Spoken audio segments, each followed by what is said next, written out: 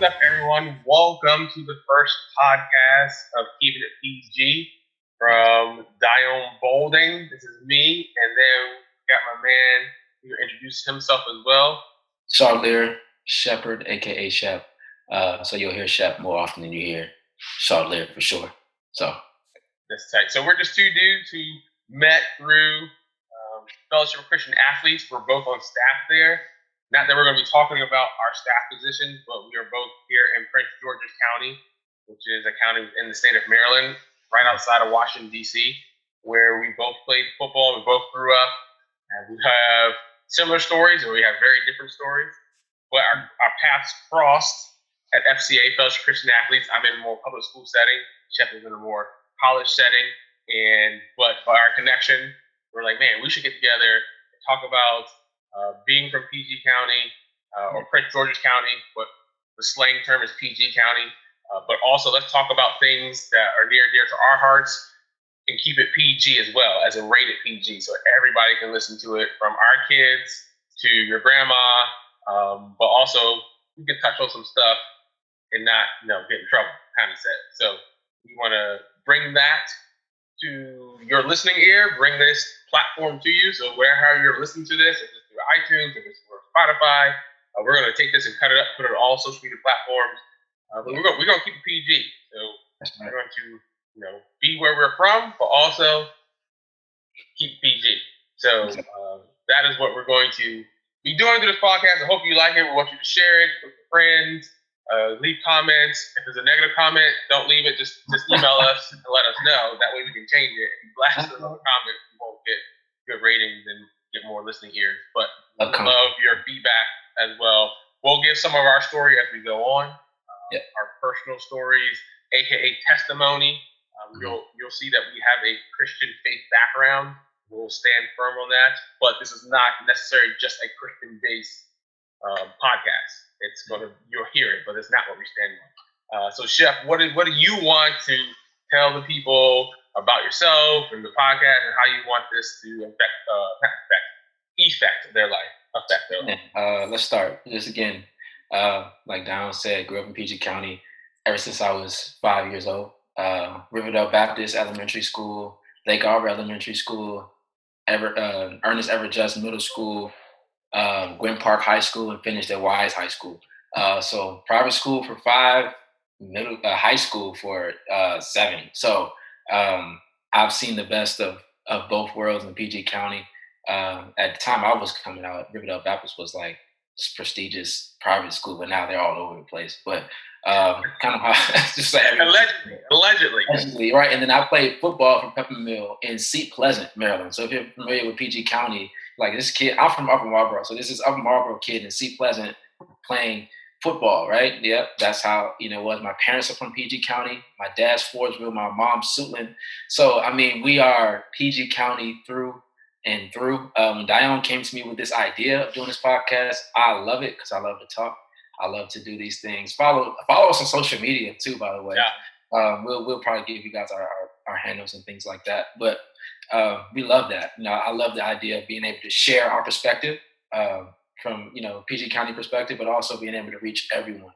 Just talking about not just another Christian podcast, just another podcast. It's about us, our experiences and things like that, and how it's shaped our lives being from PG County. And that's what we want to share. Put PG on the map, as I like to say. And the thing about PG is you carry it with you everywhere you go, whether it be the shoes you wear, the things you say, like water. We'll probably get into that conversation a little bit later. But like, I went to school and started saying water, and people were like, "What are you saying?" I'm like, "Saying water? What do you mean?" It's like water is how I'm supposed to say it, but I've never said it that way in my life. So just stuff like that, man. Some of the stories we'll have about growing up in PG and then going to other places and all those kind of experiences. We want you guys to take a stroll down memory lane with us, kind of connect with PG County and some of the issues and some of the things that are positive and some of the things that we may want to see changed and things like that. Just kind of the stigma of PG County, stuff like that. So if you've never been here, by the time you're done with this, you might as well just be a resident of PG County, because you'll understand by the time we're done. So that's good. We'll need more background. So this first episode will be more of our background, our stories. I'm 37. Shep, you're 24. 24. Yep. Right. So I'm 14 years. So I don't feel like I'm that much older than him. But name what when you do the number, you're like, dang, 14 years. I was in middle school. He wasn't born yet.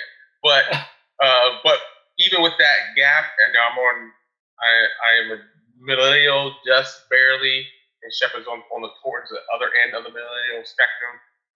We have very similar stories. I grew up in Prince George's County. Okay, so you're gonna hear us say PG and Prince George's. Okay, so PG is a slang term and given by the media back in the 80s, 90s, and the like late 70s, where the county had a very negative stigma, and so no other county in Maryland is called by the two letters. It's kind of like you got somebody named John Brown, you call him JB. Yeah. Well, they called PG Prince George County PG, but it was a more of a media-driven kind of deal, and because it had negative content. But we kind of owned it, and so when you're from PG, you're more allowed to say it. When you're not from PG County, you're like, no, it's Prince George's County. So you're going to hear us say that back and forth. But born and raised in PG County, Prince George's County, and grew up where Shep said he played football. I grew up right in Peppermill Village, like legit in Peppermill Village. Capitol Heights. I went to so many elementary schools. I can't even name Palm Hills, Templeton, Gaywood, District Heights. I went all over the place. Robert Gardner. My mom was a school teacher, so she moved from school to school as she would make different ranks or promotions as a teacher. So she would go to different schools. Now she's a principal in the county. My mom, shout out to my mom's school, Blue Ribbon, National Blue Ribbon School, only one in PG County, Glenart Woods. That's just a little credit to my mom. Anyway, and I went to Robert Gardner Middle School, which is no longer a middle school. It's now it's a French immersion school, or something of that sort. So my middle school doesn't even exist as a middle school anymore. Then I went to Bowie High School, played football as a little kid all the way through, and loved football. And I went to Bible college here in Prince George's County. No longer even a Bible college. Things have changed so much for me, but born and raised inside the Beltway, then moved out to Bowie, outside the Beltway, two different worlds, same county, different aspects of the county, from the people, to expectations, how you carry yourself, how you talk, to financially, to how people view you, how they view the world. It's different just crossing the Beltway. Beltway is 495, part of the 95 corridor, goes around the city, connects Virginia, DC, and well, not DC, but connects Virginia and Maryland together with DC in the middle. So I lived inside the Beltway for most of my young childhood life, and then we got to middle school, we moved out to Bowie, and been out here ever since. All right, so that's just a little bit of our story. You'll hear more through the podcast. What we do want to talk about is the aspect of living in the county and how that affects us, especially as we are two educated Black men that carry ourselves near, with the high standard as possible.